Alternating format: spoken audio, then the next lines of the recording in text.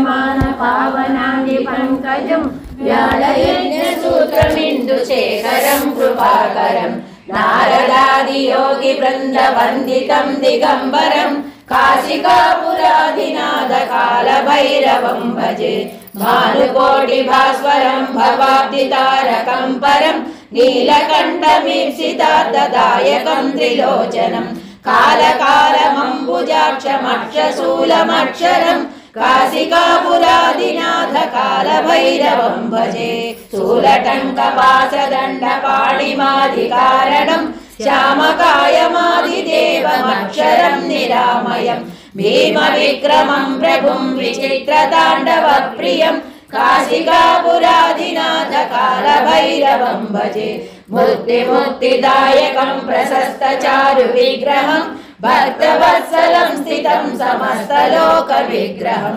निर्वणन्मनोज्ञहेमकिङ्किणीलसत्कटिं काशिकापुराधिनाथ कालभैरवं भजे धर्मसेतुपालकं त्वधर्ममार्गनाशकं कर्मपाशमोचकं सुशर्मदायकं विभुं स्वर्णवर्णकेशपाशशोभिताङ्गमण्डलं काशिकापुराधिनाथ कालभैरवं भजे रत्नपादुकाभ्रगाभिरामपादयुग्मकं नित्यमद्वितीयमिष्टदैवतं निरञ्जनं मृत्युदर्शनाशनं कराळदंष्ट्रभीषणं काशिकापुराधिनाथ कालभैरवं भजे अट्टहासभिन्नपद्मजाण्डकोशसन्ततिं दृष्टिपातनष्टपापजालमुग्रनाशनम् अष्टसिद्धिदायकं कपालमालिकाधरं काशिकापुराधिनाथ कालभैरवं भजे भूतसङ्गनायकं विशालकीर्तिदायकं काशीवासिलोकपुण्यपापशोधकं विभुं नीतिमार्गकोविदं पुरातनं जगत्प्रभुं काशिकापुराधिनाथ कालभैरवं भजे कालभैरवाष्टकं पठन्ति ये मनोहरं ज्ञानमुक्तिसाधनं विचित्रपुण्यवर्धनं शोकमोहदैव्यलोभकोपतापनाशनं ते प्रयान्ति कालभैरवाङ्घ्रिसन्निधं ध्रुवम् कलाभ्यां चूडालङ्कृतशशिकलाभ्यां निजतपःफलाभ्यां भक्तेषु प्रकटितफलाभ्यां भवतु मे शिवाभ्याम् अस्तोकत्रिभुवन शिवाभ्यां हृदि पुनरवाभ्याम् आनन्दस्फुरदनुभवाभ्यां नतिरियम् गलन्ति शम्भो त्वच्चरितसरितः किल्बिषरजो दलन्ति ढीकुय्या सरणिषु पतन्ति विजयताम् दिशन्ति संसारभ्रमणपरितापोपशमनम् वसन्ति मच्छेतो हृदभुवि शिवानन्दलहरी त्रयीवेद्यं हृज्यं त्रिपुरहरमाज्यं त्रिनयनम् जटाभारोदारं चलदुरगहारं मृगधरम् महादेवं देवं मयि सदयभावं पशुपतिं चिदालम्बं साम्बं शिवमतिविडम्बं हृदि भजे सहस्रं वर्तन्ते जगति विबुधा क्षुद्रफलदाः न मन्ये स्वप्ने वा तदनुसरणं तत्कृतफलम् हरिब्रह्मादीनामपि निकटभाजामसुलभम् चिरं याचे शम्भो तव सुमपदाम्भोज भजनम् ऋतौ शास्त्रे वेद्ये कवितागानफणितौ पुराणे मन्त्रे वा स्तुतिनटनहास्येष्वचतुरः कथं राज्ञां प्रीतिर्भवति मयि कोऽहं पशुपते पशुं मां सर्वज्ञप्रथितकृपया पालय विभो घटो वा मृत्पिण्ड शृणुरपि च सुधूम्नोऽग्निरचलः वटो वा तन्तुर्वा परिहरति किं घोरशमनं वृथा कण्ठक्षोभं वहसि तरसा तर्कवचसा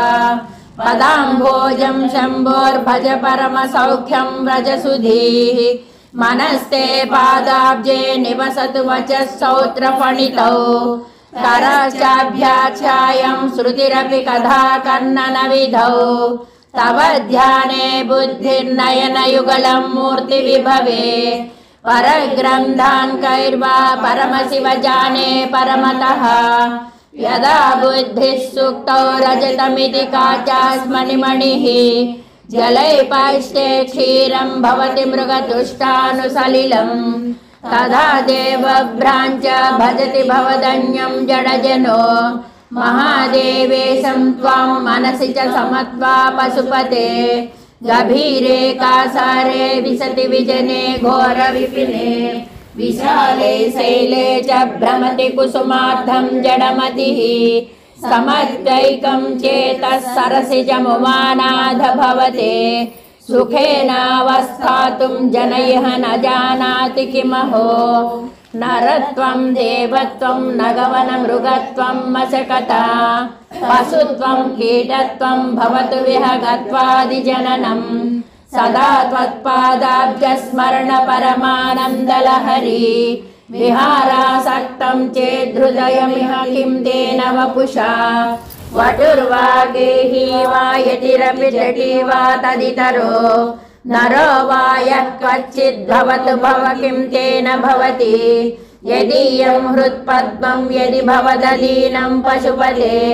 तदीयस्त्वं शम्भो भवसि भवभारं च वहसि गुहायां गेहे वा बहिरपि वने वा दृशिखरे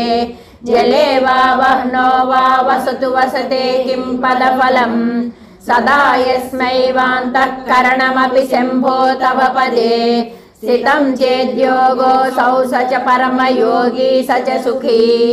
असारे संसारे निज भजन दूरे जडधिया भ्रमन्तं मामन्धं परमकृपया पातुमुचितम् मदन्यः को दीनस्तव कृपण रक्षाति निपुणः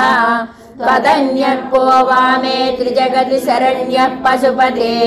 प्रभुस्त्वं दीनानां खलु परमबन्धुः पशुपते